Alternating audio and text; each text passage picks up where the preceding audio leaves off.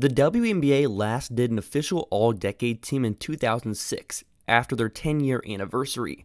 Today I want to do some projection and build a 10-player all-decade team for the 2020s. This was inspired by the guys at Numbers on the Board who did something similar for the NBA. Anyways, let's get right into it. A good starting point for today's exercise is to really talk about who have been the best players in the league since this decade began in 2020, just because projection is important and I'm weighing projection a lot with a video like this, but still, the most important thing is what's actually happened because that's factual information.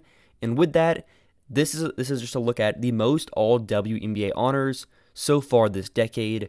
A'ja Wilson, Breanna Stewart are the only two players that have made all four over this 4-year stretch. Skylar Diggins-Smith has made 3 of 4, and then a long list of players that have made 2: Jonquel Jones, Napheesa Collier, Alyssa Thomas, Sylvia Fowles, who is now retired, Nneka Ogwumike, Sabrina Ionescu, Jewell Loyd, and Arike Ogunbowale.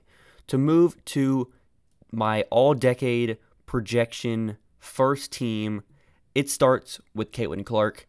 Caitlin will be an All-WNBA player most likely this season. It wouldn't shock me if she's first team just because of how good she's been this season as a rookie, already one of the best passers in the world, an elite pull-up shooter. She changes the game and is one of the best guard players, period. This is one of the best point guard seasons ever already, and she's only a rookie. She's only going to get better. If I had to bet, if I was a betting man, I think she wins multiple MVPs this decade. If it's 1, if it's 2, she's going to be a consensus year-over-year All-WNBA first-team caliber player. So even though she's only made it once or only going to have made it once at the end of the season, I feel confident having her in the first team despite not having the best resume so far compared to what I have on the second team at the point guard position. Also have Sabrina Ionescu. Sabrina also is one of the best point guards ever just based on what she's done now. Similar to Caitlin, the pull-up shooting, what she's done as a driver, she's an improved finisher. The defense, as far as on ball, is better than off ball, but still, Sabrina could win an MVP. I would say, though, just consensus year-over-year All-WNBA caliber player, and she's already done that, and she's just entering her prime just now. And then at the forward position, the first of the 2 forward positions, I have Napheesa Collier. Fee is in her age 27 season right now. She'll turn 28 in late September. For Fee, she was 4th in MVP last season, was first-team All-W. This season, she's going to be first-team All-W again, probably first-team All-Defense. If she's not, we have issues there. So for Fee, I just think consensus first-team All-W caliber player, she might not win an MVP. I think she should, and it's just a possibility that she doesn't win one based on the depth. But even if she doesn't, being on the ballot, being a top 3 finish in MVP year over year is still at a good enough level for me to say she's first team for the 2020s decade. And the other hard thing to project with something like this is moments are so important for just how you look back at a decade and the players of the decade. For example, if Fee never wins a championship and a backup, let's say whoever I have on the second team, you'll see in a little bit, they are a finals MVP and they have a similar resume, maybe it's not quite as good as Fee, you would probably lean that player just because the moments are better, the highlights are better, and there's just more memorable moments in general. But just based on my projection, what I see for Fee only being almost 28 years old, a lot of prime ahead of her, probably 4 to 5 good seasons left of All-W caliber play, maybe longer. You're seeing it with Nneka. Nneka's 33, not 23, 33, 34. So it's certainly possible that she can have the rest of this decade and still being All-W caliber player. And then the 2 obvious picks, there's no debate here. We have Breanna Stewart and A'ja Wilson, MVPs, consensus, year-over-year, MVP candidates. It's pretty simple why they would be there. So moving to the second team now. To start it off, I have Chelsea Gray. What Chelsea Gray did in 2020 in the playoffs, the greatest playoff run in WNBA history, I can say it just now. What she did in that playoffs, the efficiency, the shot making, the playmaking. There's not many passers like Chelsea Gray we've ever seen. So even though she hasn't made the same number of All-WNBA teams that Skylar Diggins-Smith has had. I mean, just based on what she's done, she's one of the best point guards of all time and is one of the best point guards of this generation. The interesting part with Chelsea, as I look it up right now on her age, she is 31. She will turn 32 in early October. So if you're really looking at it from a projection standpoint, this season she's only averaged 8 points. She did come back from an injury, so it wasn't like a full off season where she was ramping up. So a grain of salt there. But let's just say she has 2 more years left of being at like an all-star level. I still think being a part of a dynasty and being one of the focal points of that dynasty as the point guard and having a bunch of big moments, I think we look back at this decade and Chelsea Gray is rightfully considered to be like an all-decade type of player. Having Caitlin Clark on the all-decade team is a lot of projection, but having Paige Beckers here is even more projection. It could look really good. This could age badly. Not saying Paige isn't going to be a superstar because I don't have many concerns there, but to start with the pros and my support for this, and then I'll give the counter argument for why she shouldn't be here. The pros, even though she will only have 5 seasons of WNBA play in this decade, there's a good chance she could win an MVP. I think it's possible. She could be multiple MVP, first place, second place finishes. I would also bet on her picking up at least 2 to 3, maybe more all-WNBA appearances as well. I think she could also possibly be all-defensive team, which when you're talking about guards, having that on top of what she can do offensively is important. And for me, a good comparison for Paige and how I expect her career to go is Candace Parker. Not saying she's going to come into the league and win MVP, but the cons of this would be Candace is one of the best players ever, but she got like all knick-knacky injuries. There were seasons where she'd play 15 games, but be the best player in the league those seasons, like we've talked about on this channel. She's had those stretches where she's just not playing a lot of games in a season, but when she's on the court, she's one of the best. So because of that, there's a chance that Paige just misses a couple years, like in terms of like qualifying for awards. She plays too little games, and there's just because of that reason there's a chance she might not have the best resume. But that takes us to someone that I'm pretty confident will be on this team. I think it's very close to being a sure thing for why Jackie Young would make this team. Jackie Young is in her age 26 season. She also turns 27 in September. With Jackie being that young, she's already a 2-time champion, possibly 3-time this season, we'll see, but already a 2-time champion in a decade, and it's only 2024. And the other thing is, with this current situation in Las Vegas, Kelsey Plum is 29, I believe, 29, 30-ish. As she gets older, be more of an off-ball player even more than she is now. As Chelsea Gray gets even older, less on-ball, either a backup or a different team, whatever it is, I think Jackie Young really steps into being that solidified second option, and there's just not as many mouths to feed, maybe at times. Nextly, I have Satou Sabally of the Dallas Wings. With Satou, I believe she is also 25, 26-ish, around the same age as Jackie. With Satou, like Paige, she could absolutely win an MVP this decade, but like Paige, it comes down to injuries. They're a consistent concern, and just with Satou's game in general, if she's healthy, she's for sure like a lock for this list, in my opinion. When she's on the court, she's one of the 5 best players on the planet. You could say top 3 there, and I just say I hope she stays healthy, because Satou, what she can do in offense, the ability to handle the ball and play like a point forward role a little bit of times as well, can drive and create. She's really improved the three-point shot over the last couple years. Her game is just so complete now. Still is like just entering her prime, just scratching the surface of what she can do. So yeah, I think that's my pick for that second forward spot. And then to close out the second team, and then we'll get into some honorable mentions. Jonquel Jones, pretty easy. She's already won an MVP this decade. I would bet she wins a championship or 2 with New York based on everything that's going on there. Having Sabrina, having Stewie, having Benijah Lenny Hamilton, and just a bunch of role players that surround them. I just think she's going to win multiple championships. I would say at least multiple championships this decade, along with already being an MVP player, already having multiple All-W teams. She's like a lot for the second team. To kick it off with the honorable mentions, I have 4 players at each position, 4 for guards, 4 for wings/forwards, and then 4 for centers. The 4 guards I have is Skylar Diggins-Smith, Kelsey Plum, Jewel Lloyd, and Arike Ogunbowale. The number 1 player that was closest to making my second team is Skylar Diggins-Smith. I considered having her over Paige just because she's already made All-W teams 3 times. This season, she's probably not going to make it, but she's still been like a well above average point guard, one of the better point guards in the league this season. She's 33 now.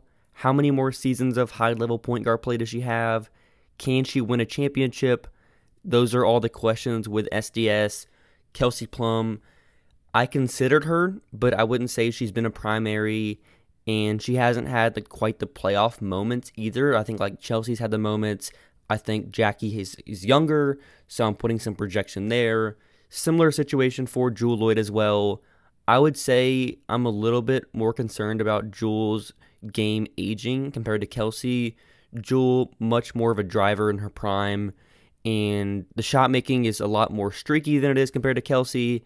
And then with Arike, Arike, there's not many more talented scorers in the world at just putting the ball in the hoop, but basketball is more than that, and I just don't think Arike's skill set is suited to winning.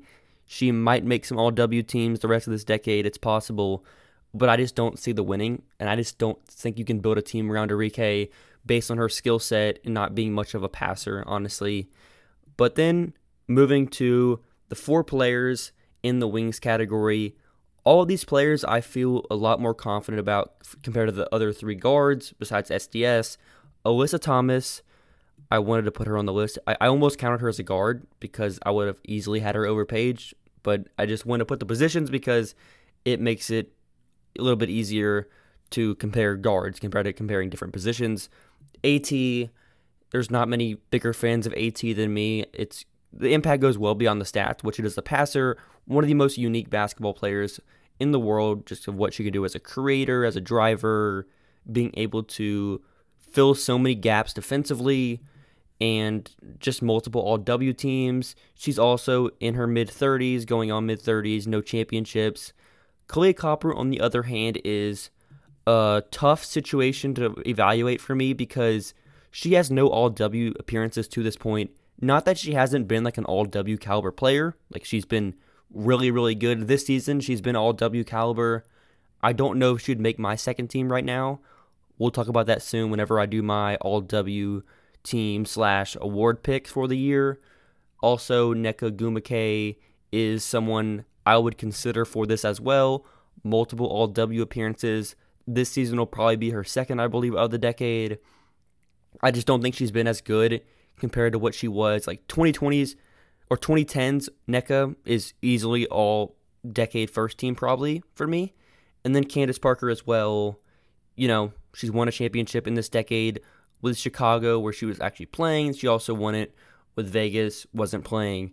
Candace needs consideration here, but I just wasn't going to consider her much just based on longevity. It wasn't much of a debate whether I was going to put Candace on the list versus was I not going to. And then moving to the 4 centers that were in consideration, Sylvia Fowles, Ezi Mabagor, Aaliyah Boston, and Cam Brink. Sylvia Fowles, she has won Defensive Player of the Year already in this decade. She is retired now, but if you look at just the resume of what she's done compared to these other 3 players, I think Ezi wins a Defensive Player of the Year this season, so I would lean Ezi over Syl just because of the age. And then Aaliyah Boston, Cameron Brink, I think have a chance as well. With Ezi's offensive game, that's what limits her, I would say, because her offense is inconsistent as a post scorer. The shooting's hit or miss sometimes. She's a good screener.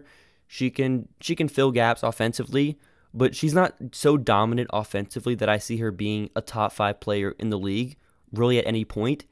And that could keep her from being on this team, unless she's a championship caliber center and just wins multiple championships, 4 to 5 Defensive Player of the Year awards. If she does that, it's a different story. But then Aaliyah Boston, Cameron Brink, I expect both to be secondary stars on championship teams. Aaliyah alongside Caitlin. Cam, depending if they get Paige. If they don't get Paige, maybe she's a primary. But even then, I just don't see the same level pathways to make the second team just because Jonquel Jones has already won an MVP. And do I see Aaliyah Boston, Cameron Brink, Ezzie Mabigor winning an MVP? I wouldn't bet on that. It's at least this decade, at least. We'll see in the future. And the 5 players that I would just say it's possible. Like it's certainly possible these 5 names make it. Shakira Austin, if you've watched this channel for any little bit now, you know I like Shakira Austin, her upside long term. It's just injuries. Angel Reese, the rebounding, the motor. We've talked about her a lot. I just think it's possible she gets there, but I would lean no. That's why it's on the possible tier. Ryan Howard as well. There's not many more skilled pull-up shooters and movement shooters in basketball. The defense is also fun. It's just about the consistency and what she can do as a driver finisher because it's rough there.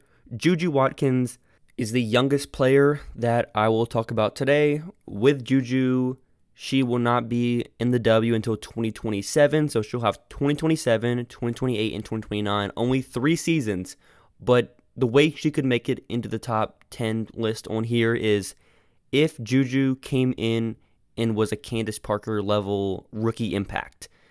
I'm just saying it's possible. I wouldn't bet on that because it's insane that anybody's ever going to win MVP as a rookie.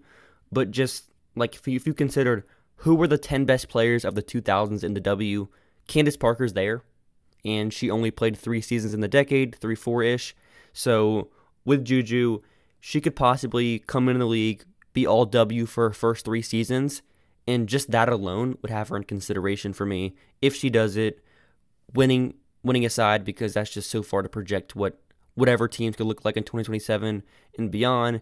And then Kiki Uriafin, 2025 draft eligible. Kiki is my second ranked prospect in the 2025 draft, so I just think there's a chance she could make it as well. Similar to Paige, both aren't going to have the same level of longevity in the decade, but still, it's possible, like I said. One quick editor's note, apologies for the audio. I would also consider Rickea Jackson, Camila Cardozo, as well as a couple other players for the It's Possible group. I'm higher on Cardozo compared to Reese long term, but I would say the chance of making an all-decade team, I think Angel's ceiling is maybe higher just because of the rebounding and what she's already done as a rookie. But just want to say that because I think Rickea's upside is sort of similar to Ryan Howard where they could make all-W teams, but there's still some inconsistencies there. But yeah, wanted to say that. If you have any other questions, let me know. Anyways, let me know what you agree and disagree with in the comments below. I'd love to see your 10-player list, 2 guards, 2 forwards / wings, and then a center, both for the starters and the bench. I would love to see yours in the comments below, what you agree and disagree with. These exercises are fun because there's just no right answer, and that's what makes it fun because there's just no exact science to this. It's a lot of projection, but I think it's just really interesting to think about what the W could look like, how players' games are going to scale to the future, just how the game is going to keep evolving, both stylistically and then also how teams approach building teams with having all these expansion drafts and potentially losing players to expansion drafts. I didn't even mention the CBA and the salary cap spiking and what that's going to cause as well. Projecting what the rest of the decade is going to look like, there's going to be a lot more player movement. A lot of these players might not even be on their same teams come 2020, 2030, whenever we're looking back at this list. So, yeah, we'll see. And subscribe for more WNBA content, comment, all of that stuff for the algorithm. Let me know what you want to see more of in the comments below. Open to a bunch of ideas. I like to know what y'all like to see, and I'll make it happen. That said, have a great rest of your day, everyone.